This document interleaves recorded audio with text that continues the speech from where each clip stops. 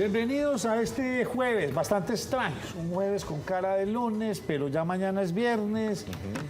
Arranca uno y uno sorprendido después de todo lo que ocurrió ayer en el Senado. Ahorita más adelante tenemos a Memo Henao, con él vamos a ampliar todo este tema. Esperemos a ver qué pasa con todo este país. Ya arrancamos con la primera, vamos a esperar la segunda, el 7 de agosto, y ahí ya veremos qué rumbo o cómo va a cambiar este país. Esperemos que sea todo para bien, como muchos lo estamos esperando. ¿Cómo están todos ustedes, María Andrea? Bien. Hizo mucha falta aquí en la mesa, le cuento eso. De verdad, me extrañaron. Duer no tanto. De verdad. Duer no tanto. Y José Gil. Pero viene yo, se fue José. Aquí ya llega María Andrea y se fue. La semana entrante van a empezar las pruebas en seco en Hidroituango. Qué buena noticia, a ver si logran cumplir con noviembre, diciembre, al menos que prendan una. Nacho, Pero tienen que ser dos, obligatoriamente son dos. Sí, Nacho, mire, pero hemos consultado también en EPM en qué consisten estas famosas pruebas en seco que van a empezar a hacer la próxima semana. Para esto es importante recordar que a inicios de este año el alcalde Daniel Quintero había dicho que el 26 de julio comenzarían a funcionar una de esas 8 turbinas. Ya sabemos que no van a comenzar a funcionar ni una ni dos el 26 de julio, sino que ese día comenzarán a hacerse unas pruebas en seco.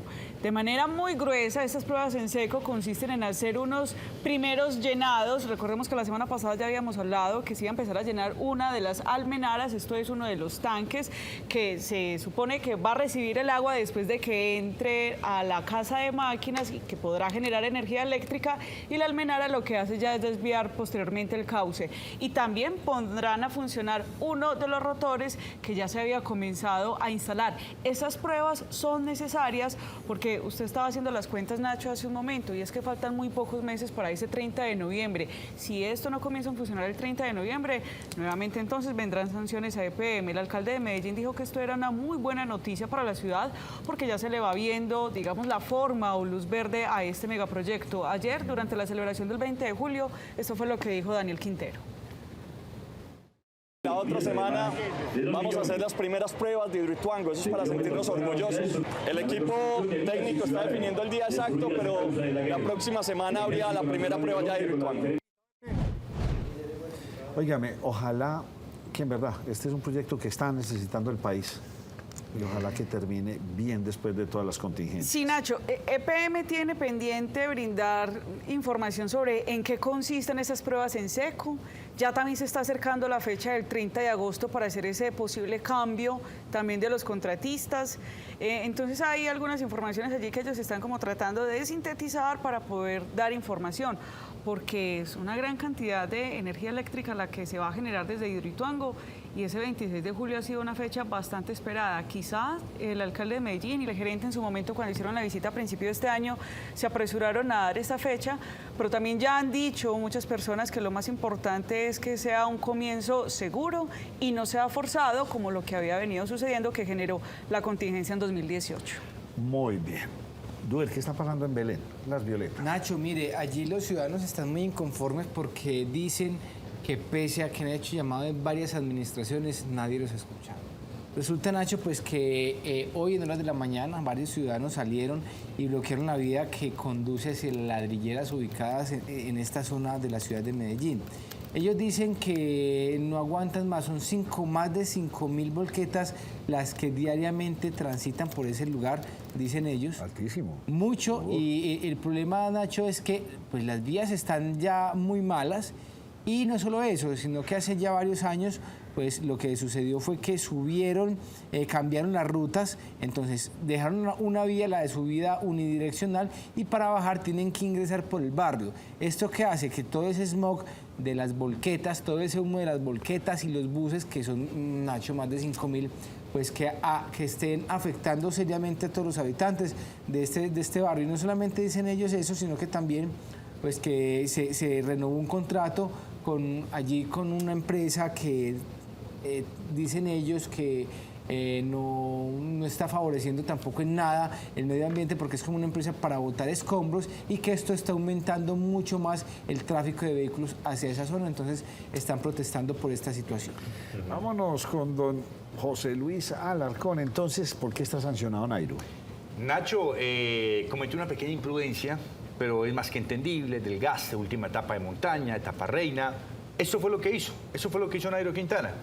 Vamos a repasarlo si lo tenemos en pantalla. Ahí está. Se pegó una Se moto. pegó un poquito de la moto. Es más, no creo que se haya pegado de la moto. Sí iba a caer y se apoyó en la moto.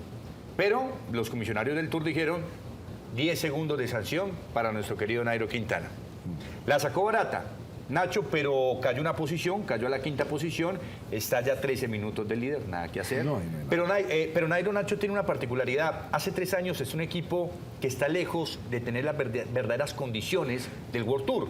Y aún así está en el top 10 del Tour de Francia. La imagen linda del día, Nacho. El líder ganó la etapa del día de hoy, etapa reina, Jonas Vingegaard, el danés. Iba compitiendo face to face con el bicampeón Tadej Pogačar. Y en un descenso el bicampeón se cae.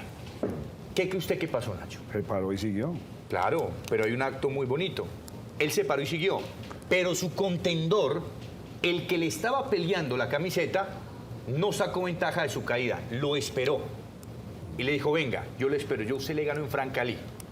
Se dieron la mano, le agradeció Tadej Pogačar por haberlo esperado. Un colombiano fue protagonista. Daniel Felipe Martínez con Wout van Aert fueron los protagonistas en la fuga. Y en el punto de la fuga, cuando estos dos alcanzan al colombiano y a Wout van Aert, que es del Jumbo Visma, le ganó y le sacó 1 minuto 13 segundos en Francalí, Nacho. Va a ser el campeón del Tour de Francia. Tiene que pasar una anomalía para que Jonas no se gane el Tour de Francia. Pero la imagen que deja un buen recuerdo es justamente esa. Yo le espero a usted, no le saco provecho de su caída y le gano en Francalí. Y en Francalí le ganó. Bueno, eso está bien.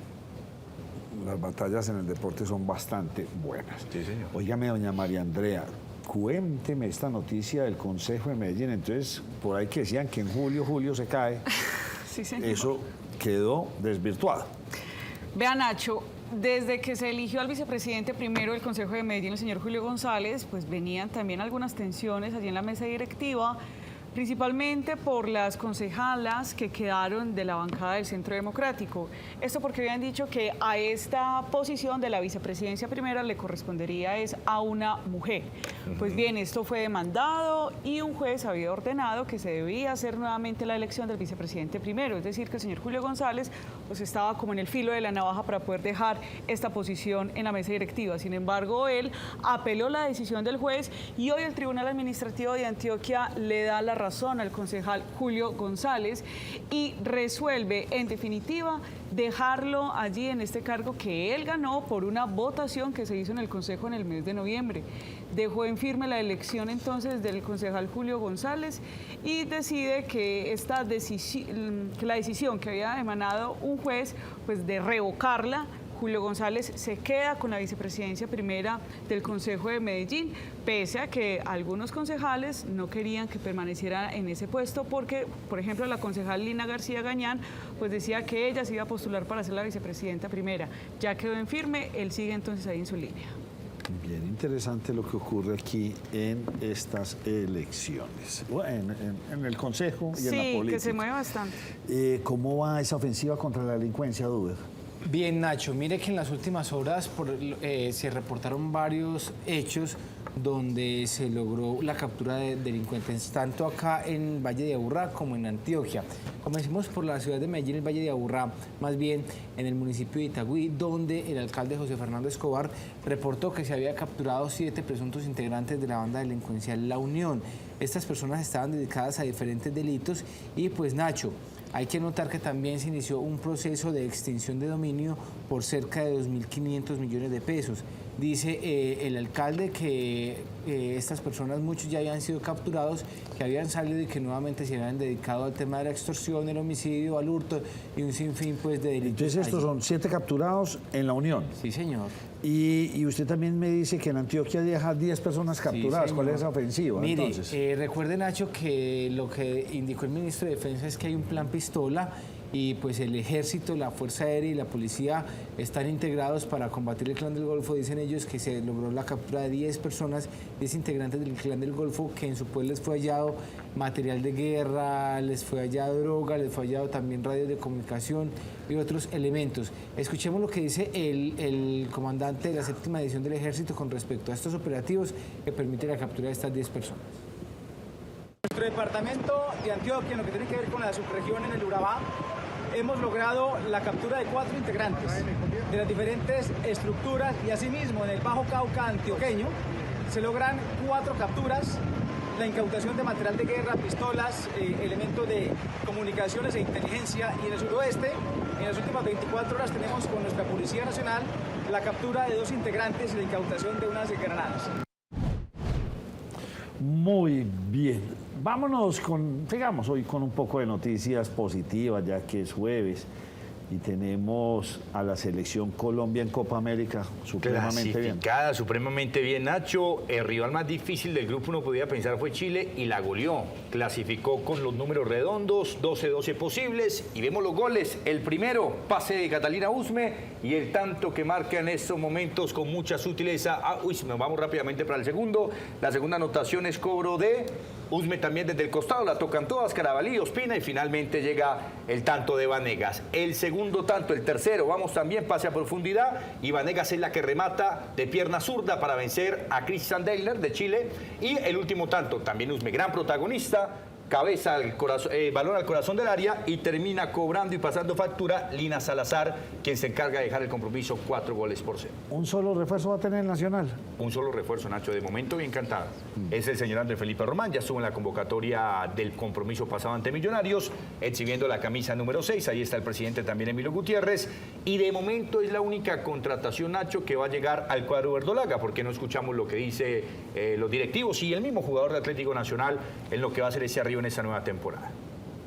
La verdad que muy contento, el recibimiento del grupo ha sido muy bueno. Realmente yo no sé hace tanto tiempo con los muchachos, y desde la parte inicial, cuando entro aquí a la sede, me han tratado de la mejor manera, así que muy contento y muy motivado. Bueno, y entre otras, pues con este asunto de la revocatoria, que sí, que no, qué cosa tan enredada, pues, ¿qué dijo el alcalde? Con el tema de la revocatoria, Nacho, pues bueno, sabemos lo que sucedió este fin de semana, y es que un juez ordenó que en 8 días se pueda dar solución a la certificación de las firmas y a todo lo que atañe para que siga el proceso de revocatoria y convocar incluso a elecciones. Pues el alcalde Daniel Quintero manifestó que en su administración están bastante tranquilos, que ellos no van a apelar a lo que dijo el juez para que se convoque en 8 días a estos comicios, y que por el contrario, él espera encontrarse en las urnas con las personas que están promoviendo la revocatoria. Pero dio un ejemplo particular y dijo, miren lo que había pasado también en Cúcuta, donde se gastaron muchísimo dinero y no se cumplió el umbral de las personas que debían asistir a las urnas. Está bastante seguro con su gestión, y esto dijo el mandatario acerca del proceso de revocatoria, que ya volvió a revivir. Nosotros siempre hemos estado listos para ir a las urnas, si ese es el camino. Sin embargo, ya vimos lo que vivimos en Cúcuta. Decenas de miles de millones de pesos gastados, no fue la gente a votar. Pero si a pesar de eso, y a pesar de toda esa corrupción, hay que ir a las urnas, vamos a ir y vamos a ganar. Bueno, y siguen estos actos violentos en nuestro departamento, exactamente en el municipio de Dabeiba. Sí, Nacho, mire que pues en las últimas horas se conoció que allí, por fortuna, un ataque que se presentó contra la estación del municipio de Dabeiba no dejó personas muertas. Allí, precisó las autoridades, fue un ataque que se perpetró por miembros del Clan del Golfo, una persona que llegó en una motocicleta y lanzó un artefacto explosivo contra la estación de allí del municipio de Dabeiba. Están investigando y tratando de dar con el paradero de la persona. Y eso está, Nacho, enmarcado en ese plan pistola y en esos atentados que se vienen presentando contra la fuerza pública. Una indígena muy joven fue abusada, muy jovencita, sí, lastimosamente. El problema es que no hablaba español, no hablaba su lengua nativa. Y para poder descubrir todo lo que le habían hecho a esta niña, pues hubo que traer a un traductor. ¿Cuál fue la historia? Nacho, es una pequeña de acá del departamento de Antioquia de tan solo 8 años que fue abusada por un mismo miembro de su familia.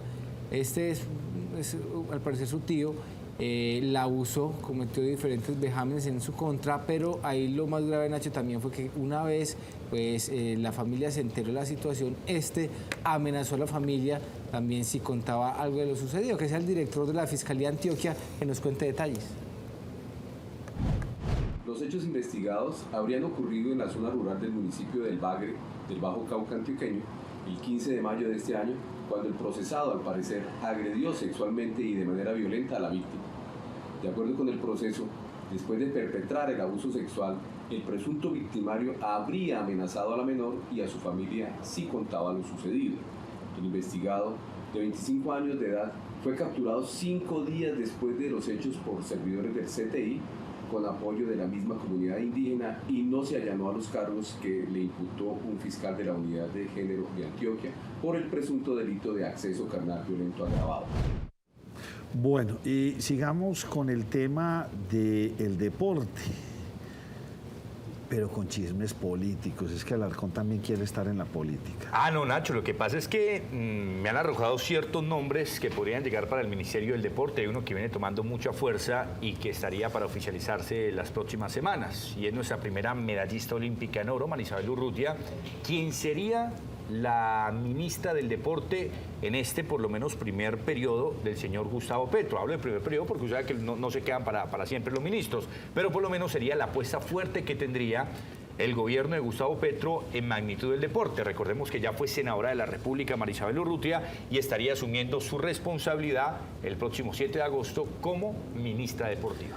Bien interesante. Vamos a hacer una muy breve pausa. Tenemos a la ciudad señorial aquí trayéndonos buenas noticias.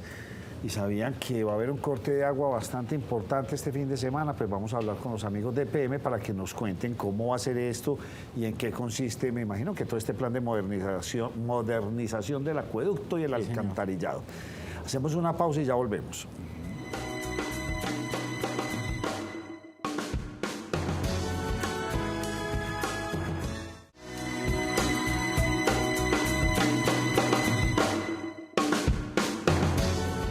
Hola, bienvenidos a este espacio institucional. Juntos sumamos por Envigado, donde les contamos qué está haciendo el alcalde Braulio Espinosa Márquez al lado de todos sus secretarios y al lado de todo su gabinete. Estamos aquí para contarles noticias y esas obras que avanzan precisamente en la ciudad señorial. Pero hoy queremos empezar con una noticia importante y es que el alcalde Braulio Espinosa Márquez pues está en Ecuador y allí fue nombrado vicepresidente de la Federación Latinoamericana de Ciudades Intermedias, otro logro que suma entonces la ciudad señorial y otro logro que suma el alcalde Braulio Espinosa Márquez, que no es solamente para él, sino para Envigado y todos sus habitantes. Hoy saludamos a Gustavo Rendón, está con nosotros, él es supervisor de los proyectos en la Secretaría de Obras Públicas. Gustavo, muy bienvenido. Claro que sí, Luisa Fernanda, muchas gracias por la invitación, un saludo muy especial para ti todos los televidentes. Y hoy vamos a hablar del Parque Acuático Infantil, o más conocido como Parquecito Infantil en el municipio de Envigado. ¿Cómo surge la idea, supervisor? Claro que sí, Luisa, pues se parte de unos imaginarios donde los niños y niñas de nuestro municipio, de 4 instituciones educativas, plasman sus imágenes de cómo quieren que quede este nuevo Parque Ambiental Infantil y Juvenil del municipio de Envigado, donde todas estas imágenes son entregadas a 2 empresas de arquitectos donde nos muestran 2 diseños o 2 videos donde la misma comunidad es la que escoge cuál de los 2 diseños quieren que podamos plasmar y construir en el municipio. Fue una votación virtual, hubo más de 10.000 votos, donde se presentaron 2 propuestas, que fue el Parque de los Colores y el Parque Ventura. Con un 57% ganó por votación el Parque de los Colores. Recordemos que esto fue una promesa del alcalde Braulio Espinosa Márquez precisamente en campaña. Hoy ya es una realidad, ya iniciaron las obras y obviamente pues todas las obras en el municipio de Envigado son muy importantes para el alcalde, pero podemos decir que esta es una de las que más quiere, supervisor. Hablemos precisamente de cómo avanzan esas obras y cuándo se le van a entregar a la comunidad. Claro que sí, Luisa. Esta obra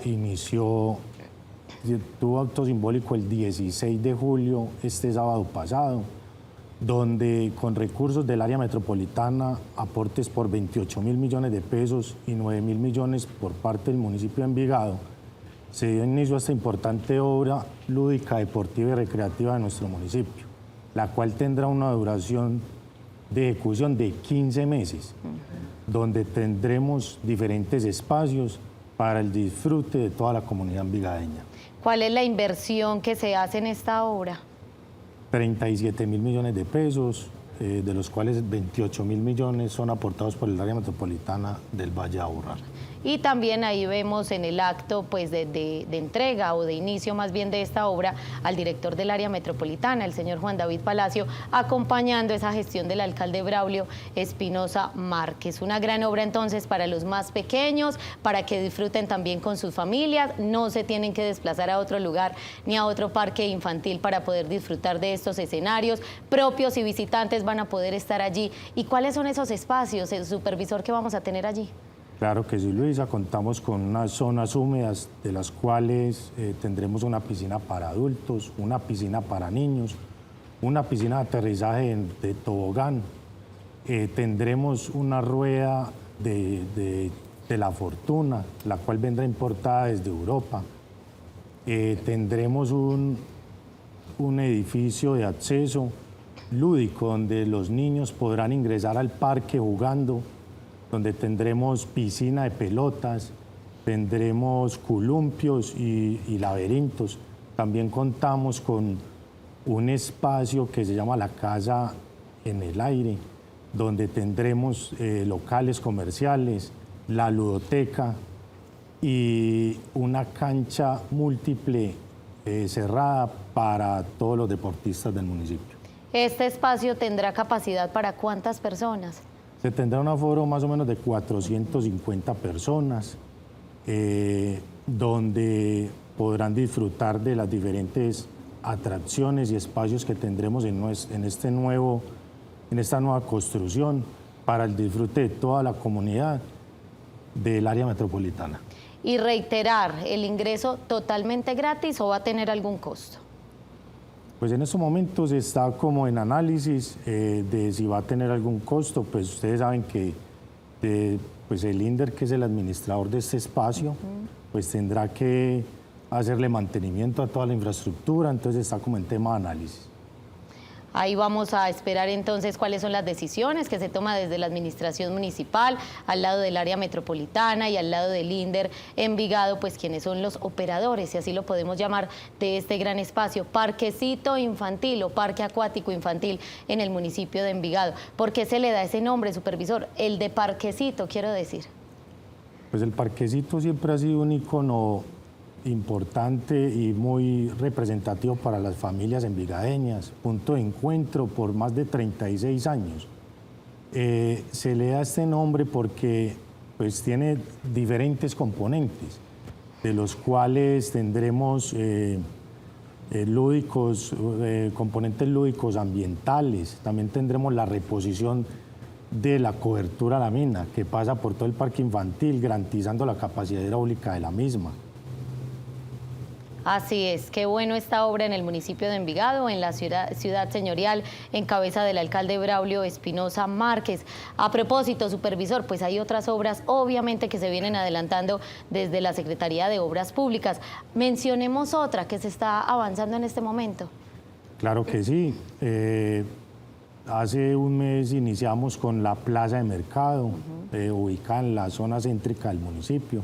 Una inversión cercana a los 17.000 millones de pesos. En estos momentos nos encontramos en actividades de demoliciones, marcación de ejes de pilas y excavaciones de las mismas. Es una obra que se tiene proyectada a entregar en 10 meses. Otra de las obras de las cuales hemos hablado aquí en este espacio institucional, Juntos Sumamos por Envigado, Plaza de Mercado, hoy Parquecito Infantil, y son las obras que se adelantan, que ya es una realidad y que ya es un hecho, pues que los envigadeños van a poder disfrutar, no solo los envigadeños, sino también los visitantes que llegan a este municipio. También hablar, supervisor, de todas esas obras que se adelantan en la Secretaría de Obras Públicas y de todas esas obras que le han puesto el corazón en cabeza del alcalde Braulio Espinosa al lado de todo su gabinete. ¿Qué otra obra podemos resaltar que se pueda entregar entonces o que en la que se esté avanzando este año? Claro que sí, tenemos también la institución John F. Kennedy, con una inversión cercana a los 32.000 millones de pesos, donde el área metropolitana también aporta a este tipo de estructuras. Vamos en un avance de un 5%. También nos encontramos en todo el tema de cimentaciones, las cuales son tipo pilas. También tenemos el Centro Administrativo Municipal, una obra muy referente en el centro del municipio, donde vamos en un 2% de avance de obra. Iniciamos con las pilas de la Torre Sur y nos encontramos en la Torre Norte en estos momentos terminando las demoliciones. Se está haciendo obras entonces en infraestructura educativa, infraestructura deportiva, infraestructura de salud, y pues todas estas obras suman a esa gestión que hace el alcalde Braulio Espinosa Márquez en la ciudad señorial. Recordarles pues que estamos a puertas de iniciar la Semana Cultural y Fiestas del Carriel en el municipio de Envigado, y qué bueno que todas las personas que lleguen a visitar y a participar y a disfrutar de estas fiestas pues puedan ver los avances, precisamente, supervisor, de estas grandes obras. Hagamos la invitación para esas personas que van a estar entonces en las fiestas del Carriel. Claro que es una invitación muy especial para que nos acompañes en las fiestas culturales y el Carriel, las cuales celebramos cada año. Una invitación muy especial, que nos acompañen, que tenemos diversas actividades para el disfrute de toda la comunidad. Todos invitados cordialmente, no solo pues a las fiestas, sino también a visitar estas grandes obras que va entregando el alcalde Braulio Espinosa Márquez. Este es un espacio institucional, Juntos Sumamos por Envigado. Aquí les mostramos y les traemos a esos personajes que al lado del alcalde Braulio Espinosa Márquez suman obras y cada día se vuelven una realidad. Vamos a un corte comercial y ya continuamos.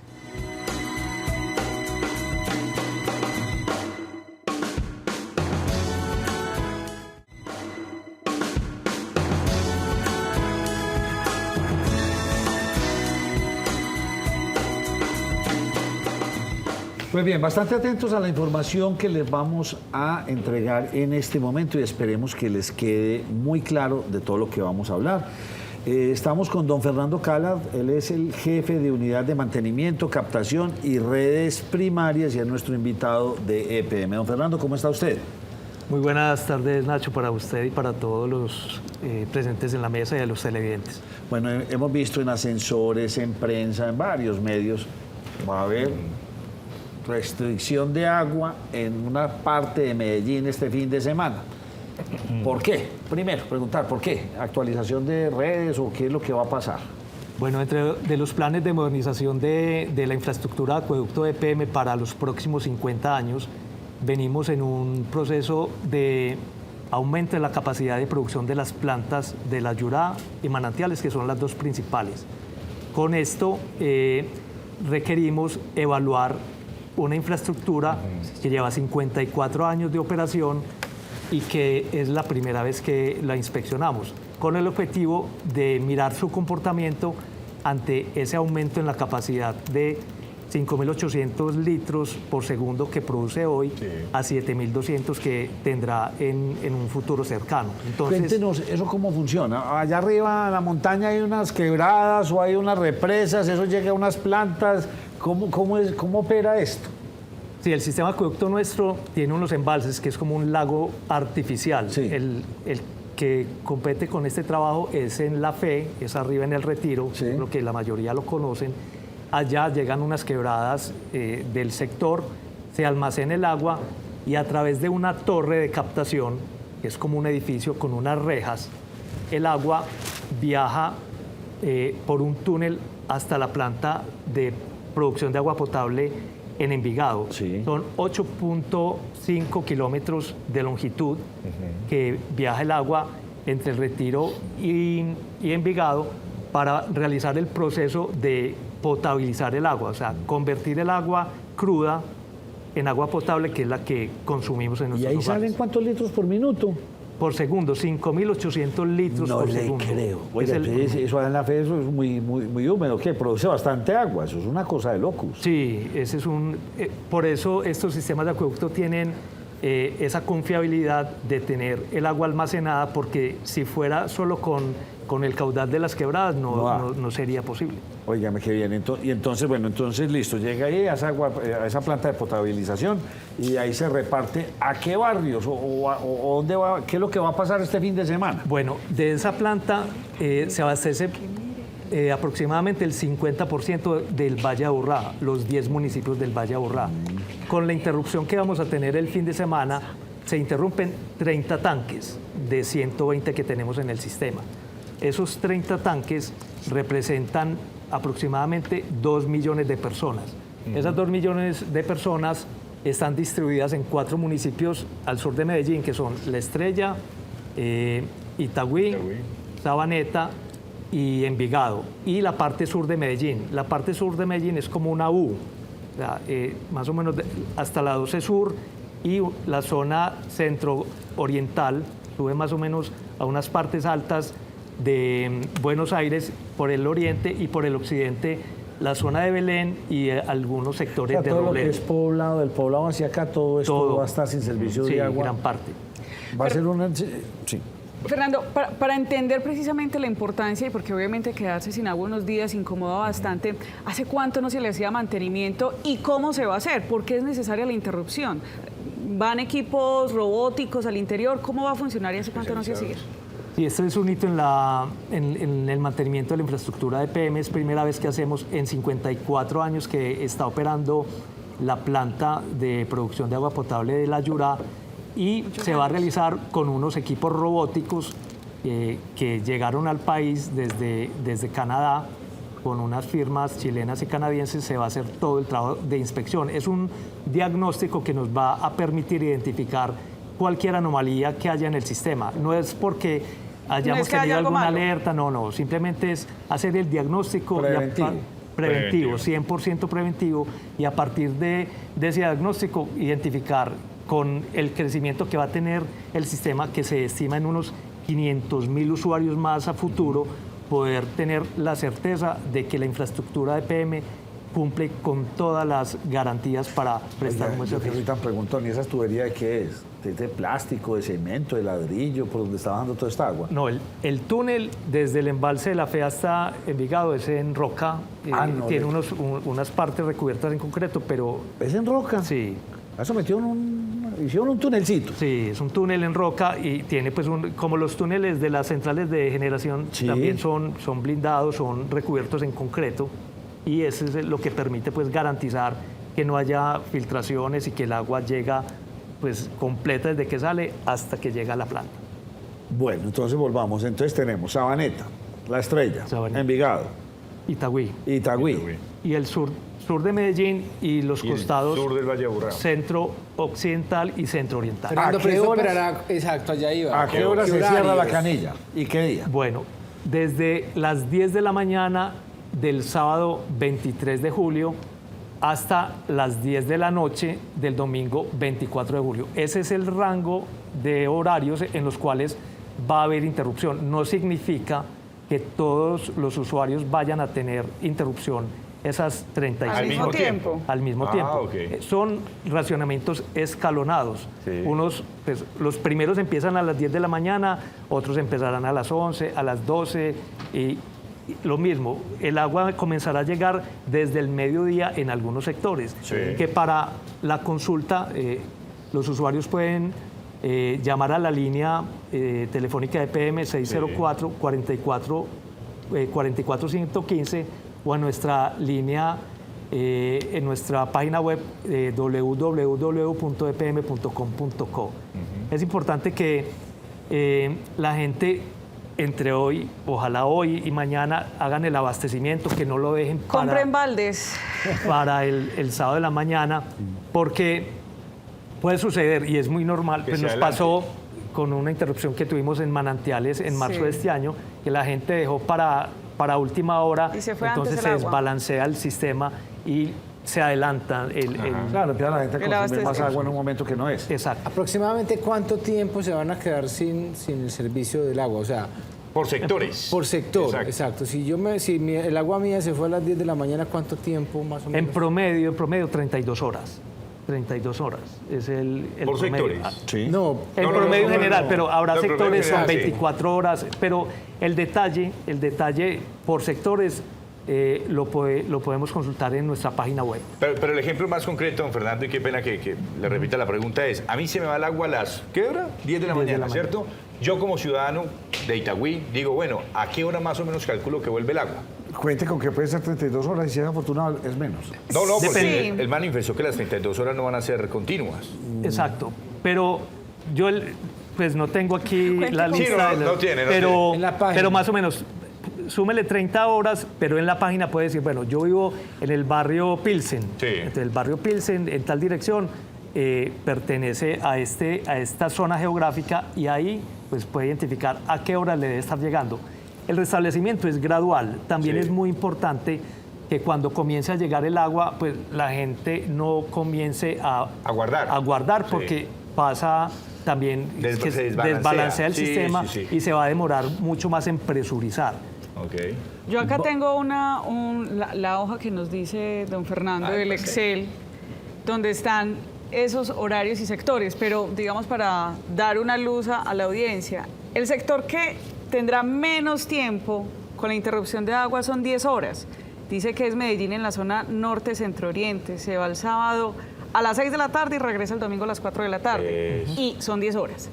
El que va a tardar más en regresar, bueno, hay varios, dice que en total de horas son 34, por eso don Fernando nos habla de un promedio de 32 horas. Don Fernando, Eso incluye varios barrios, por Cuando supuesto. abra yo la canilla después de que se me fue ¿el agua va a volver igual o llegará con sedimentos en su primera apertura?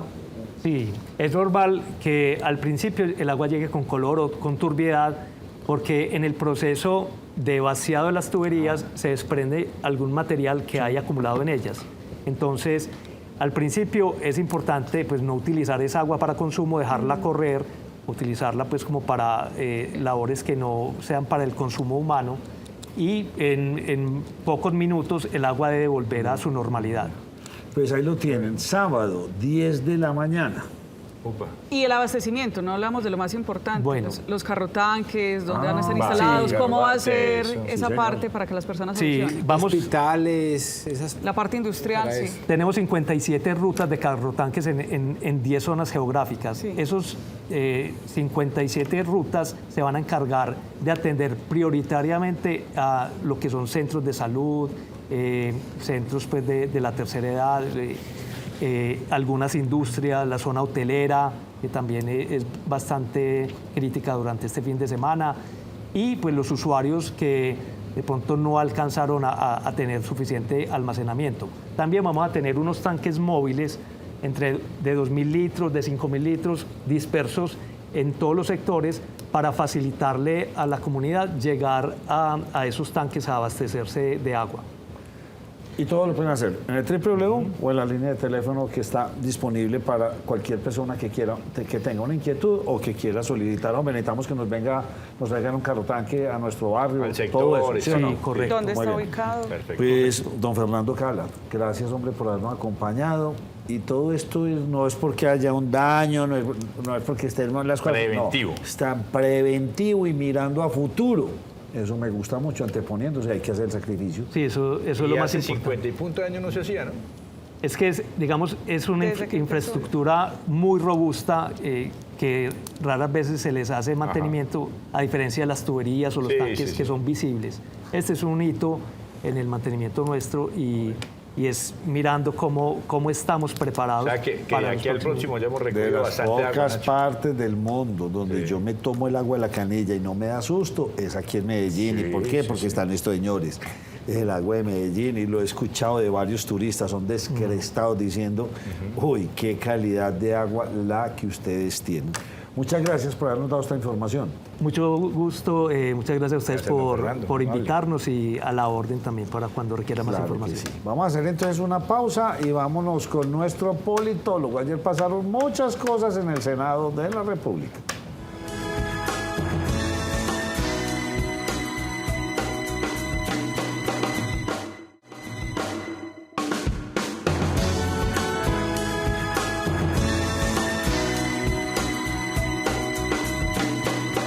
Bueno, y continuamos en la primera mesa de opinión de Antioquia. Vamos a ver en la primera gráfica, les preguntamos a nuestros televidentes. Bueno, saludo primero a Memo @Henao. Memo Henao, @Memo Henao. Bueno, @Henao. Memo Henao, Primero se la arroba. Es que Nacho está llamando a lista como en el colegio. No, pero es que lo estoy haciendo con alevosía para repetirlo mucho para que la gente se @Memo Henao. ¿Cómo le pareció lo que ocurrió ayer en la posesión del Congreso? Pues a muy pocas personas les gustó en este sondeo que hicimos. Me gustó al 19%, malo, qué vergüenza, el 80%. Que es una constante en la imagen del Congreso, es una constante que siempre, año tras año, el Congreso pareciera que pierde su poquita lucidez. Pero le voy a contar una cosa, don Memo, que es que ayer sí fue raro. ¿Qué fue lo que pasó, María Andrea? Bueno, Nacho, lo primero es que ayer el presidente Iván Duque dio su último discurso para poder instalar las sesiones del Congreso. Ayer se posesionaron un poco más de 290 legisladores entre Senado y Cámara de Representantes. Una gran renovación se vivió ayer en el Congreso. Ya Memo nos va a detallar parte de esa renovación, pero digamos que se pueden destacar, bueno, muchísimos elementos. Uno de ellos es que por primera vez en Colombia la participación de las mujeres alcanza ya casi el 30%, ascendió al 28.5% de mujeres que van a estar allí legislando. Son más o menos más de 120 nuevos legisladores que llegan, es decir, que una renovación pues bastante robusta, pero también, por supuesto, hubo momentos tensos e incómodos, que por eso la audiencia contestó que le pareció una vergüenza ayer lo que sucedió en el Congreso, y fueron pues todos los rifirrafes que sucedieron allí durante esta instalación. Algo también para destacar que Memo ya nos va a detallar además es cómo quedó conformado con respecto a la parte de los que van a hacer coalición de gobierno, pero vamos a detallar en este momento quiénes son los de la bancada antioqueña. Un momento antes de que me haga esa aclaración. Hicimos también una pregunta abierta. Bueno. ¿Cómo definiría el comportamiento de los asistentes al Congreso de la República? Pregunta, encuesta abierta. Y la hicimos así porque pues queríamos escuchar a que la gente nos hablara. Y voy a extraer unos pocos, de los que muchos que nos llegaron. Doña Hilda nos escribió payasos. Doña Lina, como siempre, vergonzoso, como los salarios de ellos. Don Edwin, es un circo, no son coherentes. Nelson, pena ajena. Diana García, nefasto. Claudia M., payasada y falta de respeto, reflejo del gobierno que se está posicionando. Leonel Rincón Quintero, bochornoso, tiene más respeto a alguien que no ha pasado por una escuela. Diego Castaño, la política del amor es puro cuento. Doña Piedad, muy bien, ellos están acostumbrados a que se les agache la cabeza. Además, el presidente estaba hablando de otro país, no del nuestro. Y ya que Figueroa, terrible la actuación de los congresistas, mostraron lo que son, empezaron mal, y estos son los que van a dirigir nuestro país. Qué ejemplo tan bajo, o sea, de Guatemala para Guatepeor, lo que se vio ayer. Ahora sí, ¿cómo quedó para que Memo nos vaya ampliando y nos vaya haciendo sus análisis? Y muy importante para que la ciudadanía visualice quiénes son los que van a estar allí en este Congreso bicameral. Mire, empecemos con la Cámara de Representantes. Recordemos que Antioquia tiene derecho a 17 curules. De esas 17 curules, 4 se posesionaron ayer por parte del Partido Centro Democrático. Hernán Darío Cadavid, Julieta Andrea Sánchez, Oscar Darío Pérez, Juan Fernando Espinal. Vamos a tomar el trabajo de leerlos porque pues, es importantísimo que los tengamos en mente. De la coalición del Partido Verde está entonces Juan Camilo Londoño y Elkin Rodolfo Ospina. Por el otro lado, el exconcejal de Medellín, Daniel Carvalho, que pertenece a esta coalición Centro Esperanza, también está representando al Partido Verde Oxígeno, pero pues ya fue expulsado. También se posesionó de esta coalición de Cambio Radical, Colombia Justa y Libre y Partido Mira, Mauricio Parodi, representante a la Cámara. Por otro lado, en el Partido Conservador se destacan 3, Daniel Restrepo, Andrés Felipe Jiménez, Luis Miguel López. Por parte ahora del Pacto Histórico, Luz María Munera, que defendió su curul hasta el final, se quedó con ella, Susana Gómez y David Alejandro Toro. Para los que no saben, Susana Gómez es Susana Boreal, que la gente no la conoce por su apellido real. La música. Del Partido Liberal está María Eugenia Lopera, Julián Peinado, Luis Carlos Ochoa. Y vámonos ahora, esos son los 17 representantes a la Cámara, de los que el departamento tiene derecho. Y del Senado, no, entonces páreme ahí.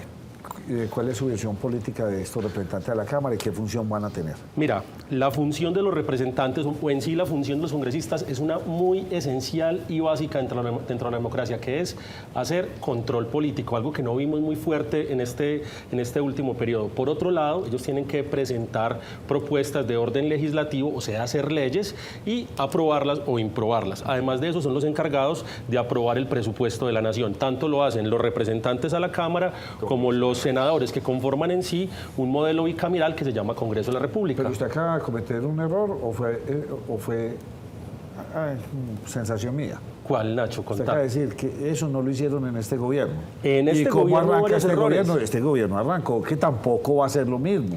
Nacho, yo creo que hagamos análisis desde el comienzo. Yo creo que ayer empezó mal el Congreso, desde que Duque entró, comenzó su discurso y hizo algo que es raro en los presidentes, Nacho, que es entrar con una actitud completamente 20 juliera, peleona, en un día en que ya está cerrando su proceso electoral, su proceso de gobierno, en un día en que además, digamos, contar lo que había hecho tenía que hacerlo de manera, digamos, que calmada y entendiendo que los que estaban ahí era un Senado y una Cámara completamente de oposición, Nacho. Es que todo se prendió porque él comenzó a hablar de expropiación. Y ese fue como el detonante. Bueno, pero entonces, yo creo que hubo varios errores en el presidente. Yo creo que hubo varios errores de Duque para que los enumeremos. El primero es que perdió la calma en medio del discurso. Sí. A Duque no se le notó en ningún momento como un presidente calmado, con la grandeza que tiene su puesto como presidente aún hasta el 7 de agosto. Y eso que él siempre ha manejado un discurso muy tranquilo, a pesar de que le tiran bastante fuerte, digamos que durante esos 4 años él no se descompone fácil. Eso fue raro, porque es un presidente que nunca pelea y ayer extrañamente se le vio peleando. Por otro lado, hombre, si todo lo que hubiese dicho el presidente Duque, si hubiese llevado a la realidad, esto no sería Colombia, esto sería otro país. Sí. Perfectamente esto sería Suiza. Gustavo Petro. Uno dice, otra cosa, no hubiera ganado Gustavo Petro, porque es que recordemos algo, la persona que le entregó el poder a la izquierda en Colombia es Iván Duque, no fue ni Juan Manuel Santos ni Álvaro Uribe Vélez. Lo que quiere decir eso es que los pequeños logros de Iván Duque, que igual hay logros ahí muy interesantes, se están ocultando bajo los grandes escombros de sus fracasos. ¿Qué significa eso, Nacho? La gente no alcanzó a dimensionar lo poquito, lo mucho, lo algo que pudo haber hecho el presidente Duque. Y ayer llega y nos saca en un discurso de 38 minutos, en 35 minutos a hablarnos de sus logros. Y uno se queda ahí como pensando, pero venga, este señor, ¿cuándo llegó a hacer tanta cosa? Si realmente eso no se ve. Sí, pero ese es el problema. A él lo mató la narrativa de la izquierda. A él lo mataron varias cosas, Nacho. Sí, la narrativa de los suyos. Venga, antes de que me pasen tan rápido, si a Carvalho lo expulsan de su partido, puede seguir siendo. La normatividad en este momento no implica que una expulsión de partido haga que ya no se pueda posesionar o no sea congresista. Le pasó lo mismo que le pasó a Roy Barreras o a Benedetti. ¿Y por qué no pasa eso mismo en el Consejo? Normatividades diferentes, Nacho. O sea, los consejos se manejan de un estilo y el tienen Senado leyes diferentes. En este caso, lo que va a pasar en Medellín es un proceso jurídico, digamos que bastante largo de cara a lo que está sucediendo con las curules de 2 concejales del de Natalie y doña Lina. Entonces, ellas no están en el coche como está Carvalho. Me pueden echar y yo ya estoy tranquilo. Y quedan felices. Lo que viene ahora en este momento, yendo pues a la política local, es lo que pasó la semana pasada. Centro Democrático ya está reclamando las curules y eso va a ser un proceso jurídico frente al Consejo de Estado. No hay igualdad de condiciones. Ahora bien pueda, continúe. Veamos los del Senado, y es que este ejercicio es muy importante hacerlo desde los medios y desde esta primera mesa de opinión, porque elegimos, y es importante que le haga seguimiento usted a quién eligió, quién nos va a estar representando para el Senado. 3 antioqueños por parte del Partido Centro Democrático. Andrés Guerra, exdiputado, fue también excandidato a la gobernación de Antioquia. Paola Alguín, que repite de curul, y Esteban Quintero, que es alta de la Cámara, al Senado. Todos 3 por encima de los 60.000 votos. Muy interesante el trabajo de Andrés Guerra para llegar al Senado. Una campaña muy interesante. Muy bien. Al Senado por el Partido Conservador, Mauricio Giraldo, Carlos Trujillo de Itagüí, Nicolás Echeverry, Germán Blanco. 2 que suben de Cámara, Nicolás Albeiro Echeverry, Germán Blanco, Carlos Andrés Trujillo, que se sostiene con una votación impresionante, y Mauricio Giraldo, una de las sorpresas de la elección. Nadie contaba con esa curul al Senado del Partido Conservador. Y del Partido de la U. Pero para el Partido Conservador, bien cuestionados. Hoy muy cuestionados. Hoy muy cuestionados en razón de algo. Hay que entender algo ahí, Nacho, y es que la gente me ha preguntado a mí, oiga, venga, si el Partido Conservador, toda la historia ha sido conservador, porque al día de hoy le da por aliarse con el pacto histórico. Entonces uno le responde a la gente con mucho tacto y mucha calma. Mire, primero, si el Partido Conservador fuera tan conservador como pareciera ser, hubiera actuado de forma diferente todos estos años. Sí. Porque digamos que el Partido Conservador a nivel político hace muchos años, desde 1998, no tiene vocación de poder. ¿Qué significa eso? El último presidente conservador que tuvimos en Colombia fue Andrés Pastrana. De ahí para allá, el Partido Conservador siempre ha jugado a la componenda política. ¿Qué es esto? Siempre llega y se ubica en último momento donde parece que va a ganar. Y lo mejor de todo, aciertan. Ahora, el Partido Conservador esta vez no acertó, perdió por todos lados. Pero sigue la misma dinámica y ahora llega donde el presidente Gustavo Petro, el presidente electo Gustavo Petro, ¿a qué? A entender que el poder es mejor tenerlo, así sea por migajas. Entonces, en este caso llegan allá y entienden que haciendo parte de todo el ejercicio, de lo que en este caso será la coalición de gobierno, van a tener parte en el gobierno y por eso se genera este escándalo que estamos viendo ahora. Y efectivamente, de ahí el senador Trujillo, ahora como presidente del Partido Conservador, ha tomado el liderazgo y se ha sentado con Petro y mire, cero ascos, cero problemas, aquí no ha pasado nada, esto no es de izquierda, esto no es de derecha, esto es de pragmatismo total y vamos para adelante. Lo que usted está diciendo pasa también con los liberales. Ah, no, los liberales son un caso aparte. ¿Quiénes fueron? Pero primero, del partido de la U, nos quedamos ahí, el señor Juan Felipe Lemos. De ese partido de la U hay que hacer una pausita ahí. Mire lo que pasó en esta elección. El partido de la U siempre había tenido un cacique político en Antioquia que todos decíamos que era el mejor lector político del país, por decirlo así. Se llama Germán Hoyos. Germán Hoyos esta vez perdió su curul, Germán Hoyos no pasó. Nadie creía acá en Antioquia que Lemos iba a poder conservar su curul y sacó esa curul con una votación muy fuerte por fuera. Pero el partido de la U se quedó sin cámaras en Antioquia. Del pacto histórico. Como el equipo el mejor equipo de este país es el Tolima, pues le metieron 7-1 y entonces entonces sale con él y entonces uno dice, este señor era el varón, este señor era tal, y no ganó, entonces no era tanto. Yo no digo nada porque yo acá haciendo el frente, yo me acuerdo que algunas nacionales le metieron 8-0, Cruzeiro le metió en 1994. Entonces eso es normal. Esta vez no acertó Germán Hoyos y se quedó por fuera del ejercicio político, tanto en Cámara como en Senado, un varón electoral de este país. Sí, señor. Entonces no era tan varón. Mire, y del pacto histórico, 3 senadores, Isabel Zuleta, antioqueña, Piedad Córdoba y Alex Flores. No entendemos por qué Piedad Córdoba, Memo, contada por Antioquia. Ella es antioqueña. ¿De dónde? Es más antioqueña que Alex Flores. Ella es antioqueña. Ah, no, eso sí, porque Alex Flores es cartagenero. Ahí pasa algo muy interesante. Mire, todos tres llegan en lista cerrada. Sí. Como llegan en lista cerrada, digamos que no tuvieron la posibilidad de contar esos votos. Entonces uno siempre le pregunta ahí cuando alguien llega en lista cerrada, cuántos votos pertenecen realmente a ellos. Y si en caso de una lista abierta hubieran podido llegar. Ejemplo de eso, Alex Flores es un senador, digamos, que va a tener una posibilidad muy grande porque es una persona con un volumen muy alto. ¿A qué me refiero con volumen? Es una persona que usted lo ve en redes sociales y tiene una cantidad de seguidores increíbles, hace un tweet y lo ven en todos lados, comparado con otros senadores que son completamente desconocidos, senadores que uno al día de hoy nunca ha visto en el ejercicio político, que no salen en redes, que no salen en medios de comunicación y que aún ahí logran sacar, digamos que bastante votación en listas abiertas. Del Partido Liberal, Juan Diego Echavarría. Del equipo de Julián Bedoya. Y el señor John Jairo Roldán. Pero creo que acá me falta uno, Memo, si tú me puedes ayudar enseguida, de la coalición Centro Esperanza, Berenice Bedoya. Berenice Bedoya de la ASI, que estuvo por acá hace unos días antes, cuando estábamos en campaña, por acá estuvo Berenice Bedoya. Esos son entonces, Nacho, los que quedan. Pero para sintetizar, finalmente, del pacto histórico, que es el partido del nuevo presidente Gustavo Petro, electo por ahora, son entonces 21 senadores y 29 curules a la Cámara. Eso le da entonces 50. ¿Cómo quedó conformado? Mire, este Congreso... quedó un Congreso de Gobierno. Todos en el mes de mayo cuando todavía no se había dado el proceso de Gustavo Petro como presidente, decíamos que el próximo presidente, si fuese Petro, tendría un gobierno en contra de él. Y tenía un Congreso en contra de él. Y todos decíamos, no, es que gobernar le va a ser imposible. Pues ocurrió todo lo contrario. ¿Qué fue todo lo contrario? La segunda hipótesis que teníamos, que el día 21 de julio todos los congresistas iban a estar tocándole la puerta al presidente Gustavo Petro para decirle, señor, aquí estoy.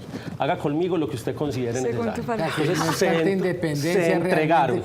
Cuando se entregan, pasa algo que es muy gracioso, Nacho, y es que entregarse al gobierno es también recibir, porque es que es hacer parte de esa repartija y esa mermelada que hace parte de todos los gobiernos. Ahora, unos van a estar como partidos de gobierno, esos van a participar de todo el ejercicio gubernamental. ¿Quiénes son? Que en este caso, no los tengo acá a la mano, Nacho, pero son en este caso... sino ¿qué partidos? ¿Qué partidos? Son el Partido Liberal, que yo creo que iba a ser partido de gobierno, el partido de la U, no los recuerdo todos en este momento, Nacho, acá y no los escribí, pero se lo traigo para la prima semana. Y van a estar después los independientes, que saben que por nombre no pueden estar tan cercanos al pacto histórico, no pueden estar tan cercanos al gobierno, y dicen, no, nosotros vamos a estar ahí, pero vamos a hacer una independencia crítica. Ejemplo de eso, el Partido Cambio Radical.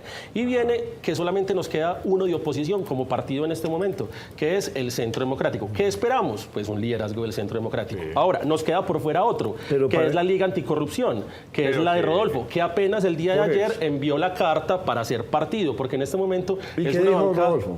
¿Qué dijo Rodolfo? Dijo una frase muy buena. Dijo, esto es peor que una corrida de toros. Sí, no, que una corraleja. No le meta corrida de toros. No, pero venga, pero es oposición independiente. ¿En qué posición quedó? Por ley de oposición, Rodolfo Hernández debe ser oposición. Debe ser oposición en este caso, para poder además tener derecho a ciertas cosas. Es que mire, Nacho, pasa algo. La ley de oposición le da ciertas garantías a la oposición, como cuáles, el derecho a réplica. Y el derecho a réplica es muy importante, Nacho. ¿Por qué? Porque frente a cada salida del presidente en los medios de comunicación, la réplica inmediata por parte de la oposición es en las mismas condiciones. Entonces, si vos tenés la posibilidad de salir un martes a las 7 de la noche a que te escuche todo Colombia, pues nada mejor que salir a las 7:20 cuando se acaba la del presidente y que la oposición llegue y salga. Pero a mí esa posición como que no me suena, no sirve para nada, ¿o sí? Pero recordemos algo. ¿Para qué? En el ejercicio... No, pero usted tiene, yo no sé cuántos quedan del Centro Democrático.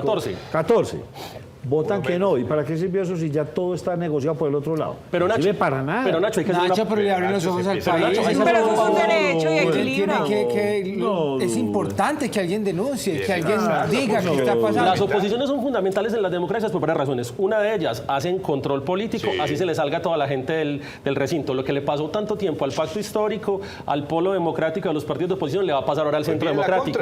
Y es que cuando ellos lideren una moción, cuando les pase algo, se les va a salir todo el mundo, se les pierde el quórum y se les cae la citación. Pero por otro lado, recordemos algo, desde el año 2014 no sirve para nada. Nacho, lo va a decir para qué sirve. Dice, citamos a esta moción de censura, se va todo el mundo, ¿y para qué sirvió? Para nada. Pero espera un momentico, Nacho, usted está, oposición? Está muy reduccionista, Nacho. Mire, le pongo algo. Del 2014 al 2018 tuvimos la mejor oposición de Colombia, encabezada por Paola Holguín, Iván Duque, Paloma Valencia y varios más. Esa oposición dio como resultado la presidencia de Iván Duque. Entonces, por lo tanto, una buena oposición conduce a tener narrativas adecuadas de cara a un desgaste del gobierno. Es que pasa algo, Nacho. Mire, vienen unos días que la gente dice luna de miel entre el Congreso y el gobierno. Entonces, ¿qué pasa? En este primer año se van a tramitar varias reformas. ¿Cuáles reformas? Mire, se las leo por acá. Reforma tributaria, reforma política, reforma rural, Ministerio de la Paz y Ministerio de la Igualdad. En el primer año. El primer año donde se supone que está de luna de miel el Congreso y el gobierno. Pero va a pasar algo, Nacho. Los gobiernos de centro izquierda o los de izquierda tienen una expectativa muy alta frente a unos resultados que pueden ser muy bajitos. ¿Y eso qué genera? Un desgaste muy, muy alto que hace que la gente se desencante muy rápido. Ejemplo de eso, Castillo en Perú, Boric en Chile. Al día de hoy la imagen de ellos es completamente negativa. A Castillo ya lo han intentado tumbar 2 veces. Boric afronta procesos muy difíciles. ¿Qué significa eso? Un buen ejercicio de oposición lleva a una visibilidad tan alta que después los puede llevar a ese mismo cargo de poder. Lo que hizo Petro este tiempo.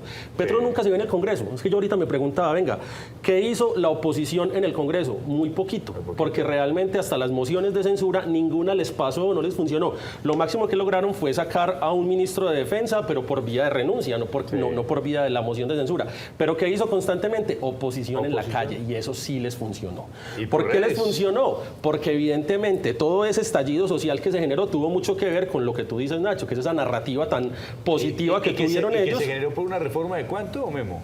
Por una reforma, no, pues en su momento querían conseguir 30, 40 billones de pesos. Ahora la reforma tributaria que está presentando el presidente electo Petro supera los 50 billones de pesos. Para el segundo año plantean hacer 6 reformas: reforma a la salud, reforma pensional, reforma a educación, justicia laboral y eliminar la Procuraduría. Mira, Nacho, va a necesitar un gobierno aceitando al Congreso de la República para poder que le pasen 11 reformas en 2 años, de las cuales 5 de ellas no han podido pasar en los últimos 60 años y se han presentado cantidad de veces. Entonces ahora, frente a expectativas muy altas, resultados complicados, descontentos. Y ahí es donde está la posibilidad. ¿Descontentos de quién?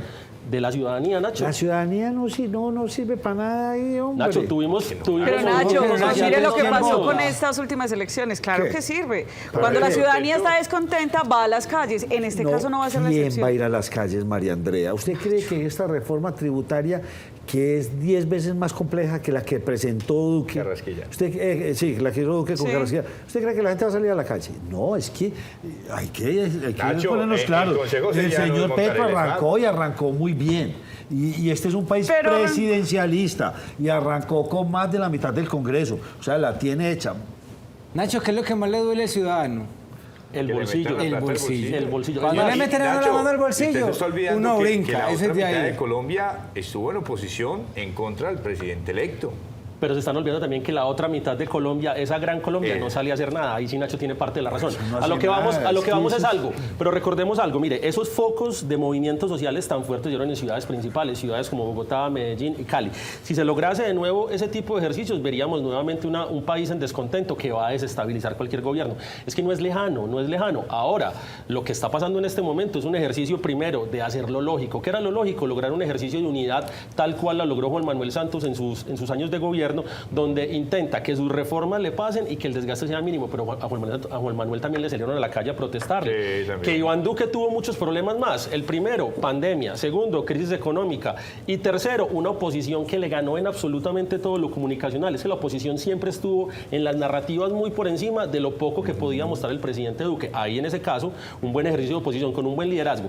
Pero si vamos a esperar que el liderazgo de la oposición sea María Fernanda Cabal, yo creo que ahí sí empieza mal la cosa. Se empezaron ya a ver como ciertas rifirrafes, digámoslo así, ciertos encontrones. Ayer veía uno que estaba peleando con quién, que con el otro, que Bolívar está furioso porque se va a quedar de pie. ¿Cómo entender esto? Ahora que ya ganamos, ahora sí nos podemos poner a pelear. Nacho, no le podemos pedir peras al olmo. Mire, usted no puede esperar que en un ejercicio de debate donde históricamente hemos tenido confrontación política y donde además de eso estamos por primera vez teniendo fuerzas de diferente índole. Mire, ayer un representante de la Cámara por el Putumayo fue en tacones, otra representante de la Cámara fue con un perrito, otro representante de la Cámara fue vestido de indígena. Ahora, lo que estoy queriendo decir con esto es, no podemos pretender que un espacio completamente plural se convierta en un espacio de disenso muy calmado, por un lado. Por otro lado, digamos que la altura y la cultura política de nuestro país en este momento es bajita. No podemos tampoco pretender que un Congreso o esperar mucho de ese Congreso cuando ni siquiera el presidente de la República es capaz de quedarse a escuchar el discurso de la oposición. Hagamos un ejemplo, digamos, del deber ser, de lo bonito. Usted empieza a mirar el Parlamento inglés, la Cámara de los Comunes, y usted ve cómo el primer ministro Boris Johnson le toca quedarse sentado a aguantarse el sablazo, el madrazo, por decirlo así, de la oposición. Usted ve en España, el Parlamento español, y usted empieza a encontrarse exactamente lo mismo, como el presidente le toca quedarse sentado, aguantándose como el otro le dicen las cosas. ¿Qué significa eso? Una capacidad de tolerancia muy alta. Acá lo que hemos tenido durante estos años es una confrontación política que llevó a la violencia, donde muchos actores, al no encontrar la posibilidad de llevar sus posiciones a la política, lo que hicieron fue tomar las armas. El Congreso en este momento, Nacho, es un desorden. Ayer lo decía Rodolfo Hernández y lo dijo de forma muy graciosa. ¿Esto siempre es así? Sí.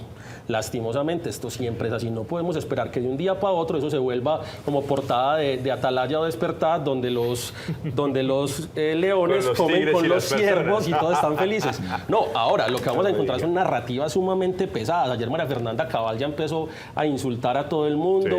Ayer el representante de la Cámara, Polo, tuvo su primer encontrón con las comunidades negras, donde le dijeron una cantidad de cosas. Pero por otro lado, también ayer la izquierda hizo un ejercicio, digamos que paupérrimo, que es empezar a gritarle asesino al presidente de la República. Entonces, acá hay de parte y parte, Nacho. No estamos acá diciendo que esto va a ser el deber ser y el paraíso de la política, pero es lo que hay. Uno esperaría que a partir de una elección racional, cultura política, llegaran mejores personas, pero ese cambio que nos vendieron es el mismo cambio empacado en lo que siempre hemos comprado. Los mismos políticos haciendo las mismas cosas. Es que ¿qué cambió, Nacho, realmente? Cambió el 30-40% del Congreso, pero pareciera que son los mismos. Es que la cabeza del Congreso en este momento... Se cambió el chofer, hablando así de términos de meter cambios, se cambió el chofer, pero no se cambió el carro. Es que como dijimos acá alguna vez, que cambie todo para que nada cambie. ¿Te acuerdas, Nacho? Pero Memo, finalmente la razón de ser del Congreso es ese, la discusión, la palabra, controvertir ideas desde la palabra. Entonces, con signos, con símbolos, con imágenes. Entonces uno de pronto nos dicen, esto es un circo. No, es el debate. Ese es el debate, claro. Pero pesan tanto el fondo como las formas. Uno esperaría que el nivel de debate sea adecuado a lo que Claro, otra cosa es el insulto. Pero uno entiende que es un espacio de debate donde a veces la confrontación es bastante fuerte, donde tiene que darse así. Y a todas estas Petro que comentó frente a eso, el presidente electo. Petro ayer no dijo absolutamente Guardó nada. silencio. No se le escuchó ayer, porque ayer realmente lo que tenía que pasar era algo muy importante. Primero, que quedaran las cabezas de cada una de las corporaciones electas. Apenas se logró el día de hoy con David Racero en la Cámara de Representantes. Ayer logró Petro también, pues ayer logró Roy Barreras quedar. Y algo muy importante, ayer ya se empezó a ver esa componente política. ¿Por qué? Porque necesitaban a un segundo secretario. Y en este caso el segundo secretario hace parte del Partido Conservador. Entonces, a un segundo secretario también lo elige toda la plenaria y resulta que era una persona del Partido Conservador, entonces tuvieron que esperar que aceptaran la renuncia y todo eso. Entonces ayer ya quedó compuesto todo el ejercicio de manera que el presidente del Senado es Roy Barreras, que el vicepresidente es otra persona, pero que la oposición está con Centro Democrático, el secretario es Gregorio Lijach, que lleva 11 años en el Congreso, y el subsecretario es Lacotur, que es del Partido Conservador. Entonces le dieron a todos los partidos, empezó la repartija, ya las comisiones se dividieron, ya la comisión primera es del Partido Liberal, la comisión segunda es del Pacto Histórico, y esto hace, Nacho, que empiece a funcionar, digamos que de una forma muy parecida. ¿Qué vamos a esperar ahora? Las reformas. ¿Una reforma política para qué? Para que cambien estas dinámicas. Una reforma tributaria para lograr conseguir la plática que quiere Petro para sus reformas. Y el resto de reformas que ha prometido, que realmente ese sería un cambio real en la política colombiana. De acuerdo con lo que usted nos dice, Memo, pues si sigue la misma dinámica, las reformas difícilmente van a pasar. Porque son las mismas prácticas de toda la vida. Es complicado porque son los mismos actores. Yo lo veo bastante complicado. Perdóneme un momento, coordinadora apoya a los empresarios de nuestro país. Con el patrocinio de Coordinadora, que apoya los grandes negocios en Colombia, presenta Negocios Net. Pues bien, y el 14 de julio a la fecha, las dos monedas más revaluadas en el mundo, o sea, que volvieron a recuperar su valor frente al dólar, pues impactante. El peso chileno se revaluó en un 13 puntos, se recuperó en 13.18, y en segundo lugar el peso colombiano en el 3.97. Hoy no estoy como muy al tanto. El rublo ruso también se ha recuperado, y el resto pues, de cantidades de monedas, inclusive hasta el peso mexicano, el sol peruano. ¿Qué es lo que está pasando con esto? A los gringos o norteamericanos pues no les conviene que su moneda sea tan costosa, porque van a perder competitividad para exportar sus productos. Al volverse más costoso, pues la gente va a buscar otros mercados donde los encuentre más baratos. Y ahí viene la gran preocupación, según algunos analistas. ¿Dónde los van a encontrar? Obviamente en China. Perder la competencia sería muy duro. Pero bueno, el peso colombiano a la baja, el peso chileno también, porque si no esto va a generar una inflación que nos va a doler a todos nosotros, todo se va a subir de precio.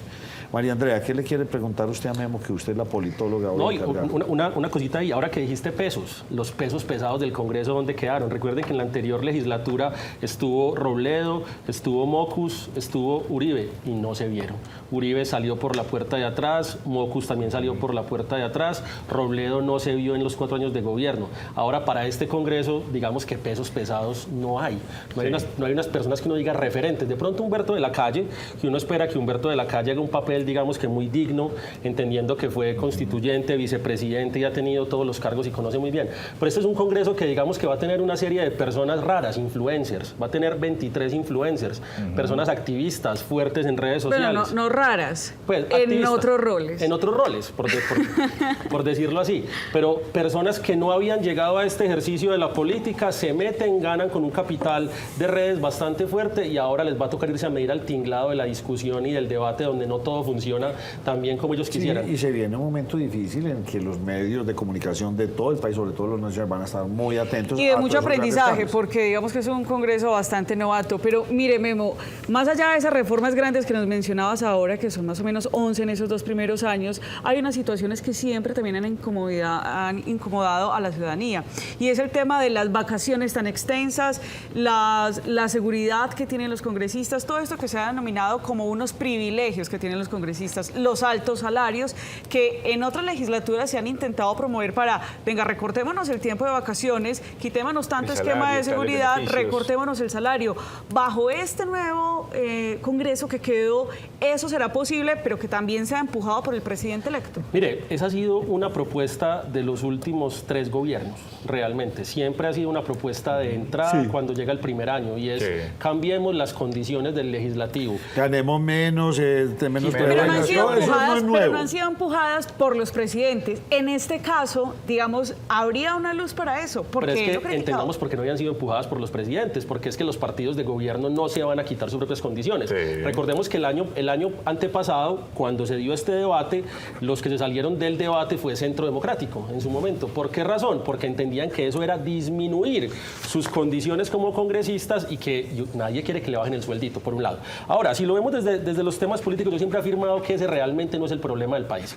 Decir que un senador se gane 34 millones de pesos y que lo hagan 280 senadores, para mí no es un problema, porque realmente uno supone que van a trabajar. Ahora, que vayan y duerman es otra cosa.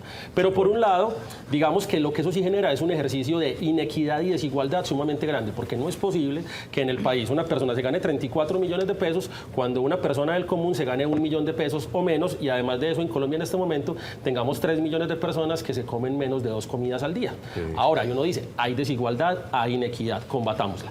El nuevo presidente del Congreso, Roy Barreras, ha dicho estos días, lo primero que vamos a hacer es cambiar las condiciones de los congresistas. A su vez, el presidente de la Cámara ya tiene la primera papa en las manos. ¿Cuál es? Las camionetas blindadas de la Cámara. Y es que tenemos un leasing en este momento en la Cámara por 15 millones de pesos mensual por más de 100 camionetas para más de 100 representantes de la Cámara, que muchos de ellos son completamente desconocidos y que no tienen ningún factor de riesgo frente a la UNP, no han tenido esquemas de riesgo o estudios de riesgo muy altos. Ahora, esa es una papa caliente que se tiene que tragar el Congreso en su primer año. Si lo quiere hacer, le toca hacerlo en su primer año. Que pase o no, va a depender de la voluntad política de este mismo Congreso, encabezado por esas mayorías que supuestamente van a hacer este cambio. Ahora, yo lo veo bastante complicado. ¿Por qué razón? Porque es que la agenda legislativa en este momento es muy, muy amplia. Imagínense que van a trabajar a doble jornada. Van a trabajar Senado y Cámara a la vez. Se propone además que el periodo de vacaciones... El fast track es un ejercicio legislativo diferente. Eso, esta vez es un ejercicio que trató de trabajar más rápido. El señor Barreras y modificarlo porque... Sí, según la ley quinta, lo que va a hacer es intentar que sesionen a su vez Senado y Cámara. Por otro lado, va a intentar reducir las vacaciones de los senadores de 4 a 3 meses. La gente del común, los trabajadores normales, tenemos apenas 15 días de vacaciones. Va a intentar además que no solo se sesionen 2 días, sino que sesionen de martes a viernes o de lunes a jueves. Pero además tiene muchas otras cosas, por ejemplo, los tiquetes y las UTLs. Yo creo que hay un debate muy grande que mientras se logre reducir en cierta parte ese ejercicio para generar el mensaje de igualdad y equidad, puede ser muy positivo. Si es solamente como populismo diciendo bajémosle el salario porque eso va a mitigar la corrupción, es completamente falso. La corrupción no está en los salarios de los congresistas, está en otro lado. Yo le hago una pregunta. ¿Por el Congreso tiene que pasar o tiene que ser aprobado por el Congreso hacer estos 2 nuevos ministerios? Claro, es reforma institucional. O sea, evidentemente van a haber 2 nuevos no ministerios. Vale millones de pesos. Vale millones de pesos. Miles de millones. Eso vale una millonada para que eso funcione. O sea, en este gobierno no estamos hablando de recorte. Van a haber recortes y van a haber adiciones. ¿Recortes en cuáles? El presidente Iván Duque creó, por decirlo así, 8 grupos a su alrededor que llaman altas consejerías. Sí, eso creó 8 altas consejerías que lo que hicieron fue, como su nombre lo dice, aconsejarlo frente a ciertas cosas. Es como las que montó Santos, que montó todas esas agencias. Entonces, también. Había el Ministerio de Transporte y había la Agencia de Transporte, o sea, una alcahuetería. Todos los presidentes llegan con su reforma, Nacho, tributaria y de otros tipos. Ahora, después de eso, vamos a tener 2 nuevos ministerios. Ministerio de la Igualdad, encabezado por la vicepresidenta Francia Márquez, y Ministerio de la Paz y la Defensa, donde se supone que en este ministerio es donde va a quedar la Policía Nacional. Eso evidentemente va a requerir de una discusión en el Senado y va a requerir de una votación en ambas cámaras para poder que se lleve a cabo. Pasan todas derechito. Esas van a pasar, esas sí van a pasar muy probablemente. O sea, más gastos. O sea, y como nosotros somos el cajero del gobierno, de este y de todos, del actual y de los que vengan, necesitamos más plata, pídale más plata a todo el mundo. Hay que ver dónde va a ser la reducción, que eso va a ser lo interesante. Hay que ver si se van a excindir ministerios, se van a juntar ministerios, cuál va a ser el proceso. Porque es que tú dices algo muy importante, Nacho, y es que un ministerio no llega solamente a funcionar en términos de vamos a hacer esto y lo otro, sino que también llega a facturar en términos de las personas que van a trabajar ahí. O sea, que tiene dos rubros, rubro de funcionamiento y rubro de inversión. Y ahí es donde se genera el gasto que tú llamas millonada, Nacho. Bueno, usted dice que hay un 30% de congresistas nuevos, un poco más de 30%. Ah, no, nuevos. Nuevos. Ah, bueno, y mujeres, también. usted habló de un 28%, una participación del 28%, bien interesante. ¿Cuándo empiezan sesiones? Ya empezaron, desde ayer empezaron ¿Cuándo sesiones. cree usted que todo eso se empieza? Pues los viejitos, los que ya llevan muchos años, pues saben cómo es la rutina. Perfectamente, tuvieron una capacitación hace 2 semanas en la ESAP y a partir de eso para adelante, ya están trabajando. Ya están trabajando, ya le están dando, Nacho. Y lo que pretende Petro, que le aprueben la reforma tributaria antes de... No, la reforma tributaria no es de este año, según entiendo. Según lo que... la reforma sí es de este año. 2022, reforma tributaria, política, rural, Ministerio de la Paz y Ministerio de la Igualdad. Y esa él quiere que cuando él llegue a la presidencia esté lista. No pudiera porque no le van a dar los tiempos por la cantidad de debates que tiene que tener una reforma de ese tipo. Ahora, lo que espera el presidente Petro es que en el primer año... no pudiera, pero entonces por eso Roy Barreras habla muy repetidamente del fast track. De acelerar el proceso. Entonces sí se puede. No, antes de que llegue, del 20 al 7 de agosto no le va a dar para que haga la reforma. Lo que sí le va a dar es para empezar los debates de cara al ejercicio, que en el primer año de gobierno salga esa reforma tributaria. Los primeros 100 días. Acá lo dijimos. No, 100 días son 3 meses. 100 días, la legislatura arranca ahora, para en noviembre, vuelve en marzo y termina en julio. Ahora, lo que va a esperar el presidente Petro es que en esta primera legislatura, hasta el 20 de julio del 2023, se pueda dar esa reforma tributaria. Tributaria, política, rural, Ministerio de la Paz y Ministerio de la Igualdad. Para el segundo año, salud, que esa es muy importante porque va a cambiar todo el modelo de las EPS. Recuerden que al principio se hablaba de quitar las EPS, ahora se habla de reformarlas. Reforma a la justicia, que estamos en mora de una reforma de esos desde hace años. Reforma laboral, educación, pensional y quitar la Procuraduría. Bueno, vienen cambios interesantes para el país y con tal de que sean buenos. Ojalá se lleguen a dar cambios interesantes. Si son buenos, sí. Propuestas. Ahí estaba escuchando esta mañana la noticia de una señora por ahí que, mejor dicho, no se ha robado más plata. Oiga, tenía como 16 contratos en simultánea. Facturaba 500 millones de pesos al mes. Qué cosa tan impresionante fue la noticia. Cosas que solo se ven acá en Colombia, Nacho, ¿cierto? Sí. Es que ¿Qué tal uno vivir en Suiza y no ver estas cosas? ¿Cierto? Pero y no tener 16 contratos. ¿Hay tiempo para una más, Nacho? ¿De qué? Una pregunta más. Sí, bien para allá. Memo, la función de la Procuraduría es tratar de hacer una inspección bajo los contratos que firman los gobernantes y lo demás. ¿Qué tan sano se le ve para la imagen del gobierno del presidente electo querer acabar con la Procuraduría?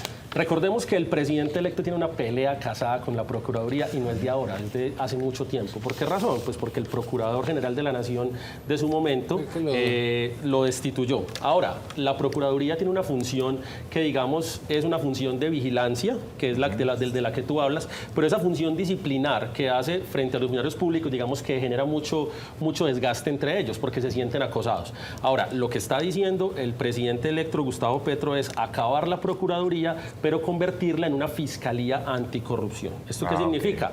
Vigilar específicamente y darle dientes jurídicos.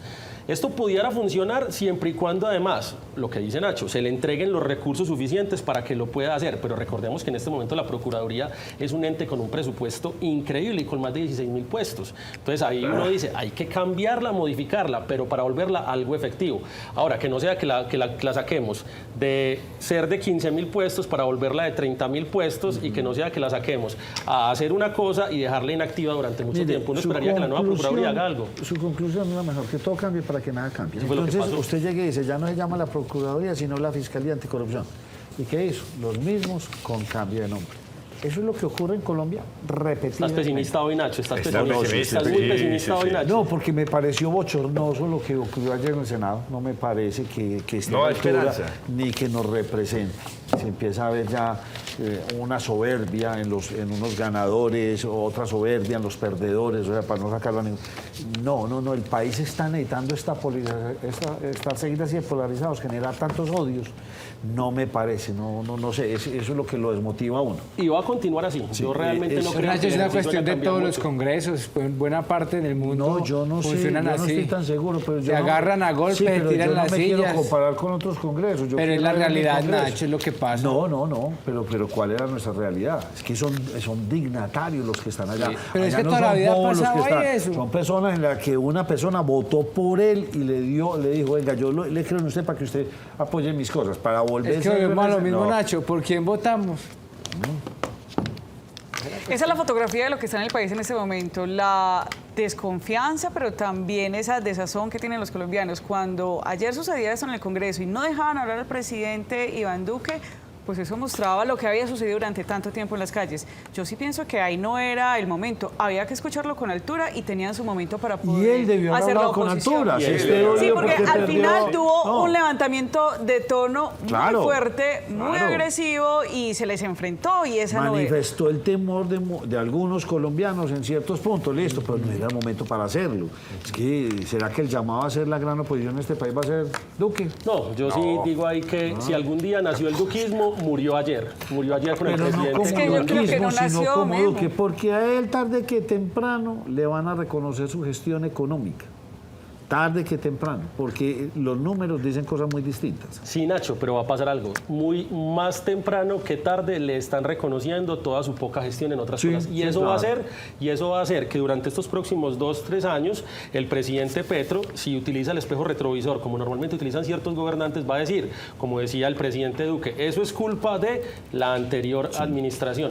Ahora, uno esperaría que un gobierno progresista, un gobierno de izquierda no utilizara ese tipo de estrategia, sino que se dedicara a trabajar. Esperemos a ver qué va a pasar el 7 de agosto con la posesión y analizar ese discurso para saber qué va a pasar ese día y analizar el discurso de Roy Barreras también, que son los discursos importantes de ese día. Arroba Monado, gracias por haberme acompañado. Como siempre, muy feliz de estar por acá. Mañana, ¿quién tienen de invitado? Nacho, nos va a acompañar el señor Fernando Quijano, el analista del conflicto armado, plan pistola, todo lo que está pasando en el departamento. Ustedes, muchas gracias, mañana nos vemos.